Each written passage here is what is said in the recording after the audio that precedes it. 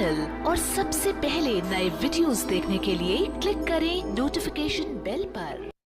साथियों नमस्कार, मैं संजय दास उर्फ महाप्रज्ञा और आप देखना शुरू कर चुके हैं SSB हिंदी न्यूज। साथियों, जैसा कि लोकसभा चुनाव 2024 में अमित शाह ने जो 150 कलेक्टरों को, डिस्ट्रिक्ट मजिस्ट्रेटों को जो धमकी दी थी कि भारतीय जनता पार्टी के पक्ष में आपको काम करना है, तो जो 150 कलेक्टर हैं, डिस्ट्रिक्ट मजिस्ट्रेट हैं, क्या अमित शाह की धमकी का उन पर कोई असर हुआ?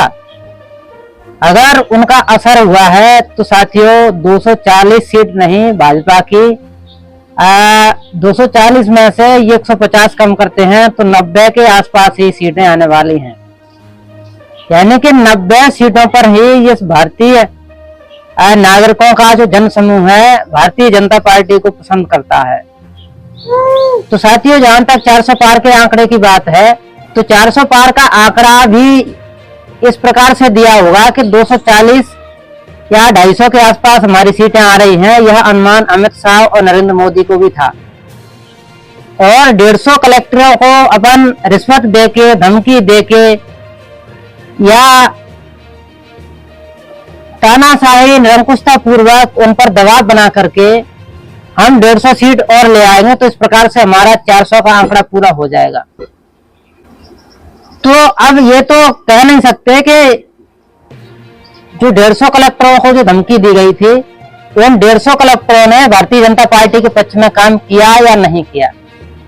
लेकिन यदि हाँ, 150 कलेक्टरों ने भारतीय जनता पार्टी के समर्थन में आके, पक्ष में आकर के काम किया है और 150 कलेक्टर अगर अमित शाह की धमकी से डर गए हैं